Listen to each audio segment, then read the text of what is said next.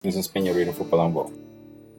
I discussed whitefly management briefly in our last update, but thought it might be good to revisit the topic now that daytime temperatures are consistently in the 90s and whitefly populations have reached levels that require treatment in many fields.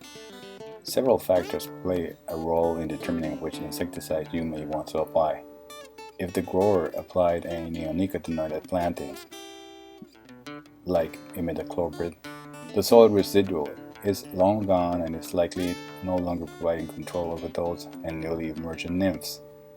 Thus, if whitefly population's abundance is sufficiently high enough to justify control, a foliar insecticide is recommended.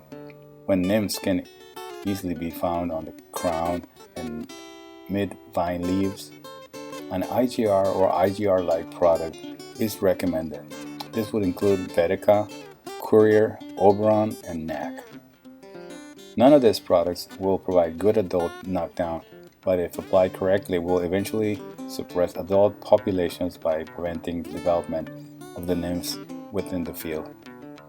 Experience has shown that these products can provide 14 to 21 days of residual control of nymphs. Control of adults infesting plants from outside sources will require a different approach. A Vidate, bifenthrin, or Danitol tank mixture is an option, but will likely only provide adult knockdown, with limited residual control 3 to 5 days. Among the neonicotinoids, Assail and Venom Scorpion have shown the most consistent residual adult control, 7 to 10 days, in experimental trials, and will also provide decent control of nymphs on treated leaves.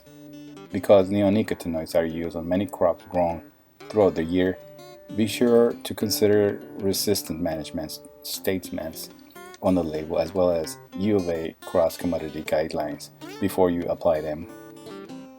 This brings up another factor that is important to consider: presence of pollinators in or near the field. Be sure to check the label carefully for the environmental hazard statements, specifically for language and restrictions on honeybee safety. In some cases, products can be used effectively and safely through application timing and rates, whereas in other cases, some products should not be used when plants are flowering and pollinators are actively working fields. You must read the label carefully. The proximity to harvest may limit your choices as well. The PHI for whitefly products vary anywhere from 0 to 7 days. Also, the presence of worms near harvest may influence your choice of products.